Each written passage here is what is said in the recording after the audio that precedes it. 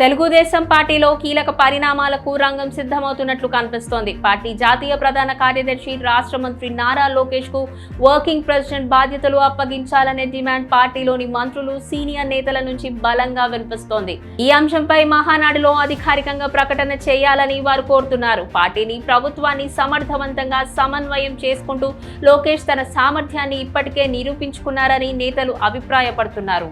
మహానాడులో పాల్గొనేందుకు కడపకు చేరుకున్న పలువురు టీడీపీ ముఖ్య నేతలు ఈ అంశంపై తమ అభిప్రాయాలను మీడియా ముందు వెల్లడించారు.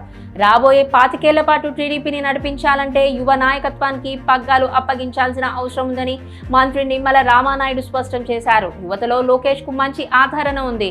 వైసీపీ పాలనలో అన్ని విధాలుగా దెబ్బతిన్న రాష్ట్రాన్ని తిరిగి గాడిలో పెట్టేందుకు ముఖ్యమంత్రి చంద్రబాబు నాయుడు రాత్రింబవళ్లు కష్టపడుతున్నారు. ఆయన ప్రభుత్వ కార్యక్రమాలతో తీరిక లేకుండా ఉన్నందున పార్టీ బాధ్యతలను పూర్తిగా లోకేష్ కు అప్పగించాలి. ఇదే పార్టీ కార్యకర్తల శ్రేణుల కోరిక అని ఆయన అన్నారు.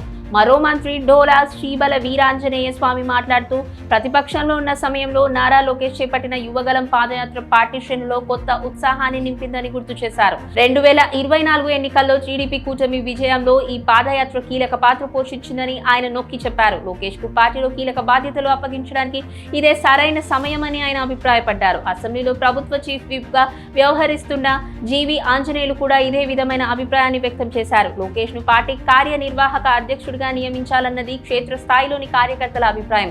ఈ విషయాన్ని మేము ముఖ్యమంత్రి చంద్రబాబు దృష్టికి తీసుకెళ్తామని ఆయన తెలిపారు.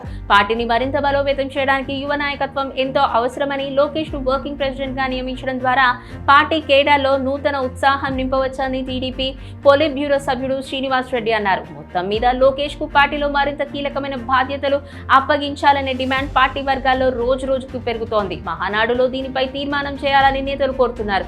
ఈ క్రమంలో మహానాడులో దీనిపై అధికారిక ప్రకటన వెలువడే అవకాశం ఉందని రాజకీయ విశ్లేషకులు కూడా భావిస్తున్నారు. Please subscribe to the channel and download the Politicos app from the links in the description.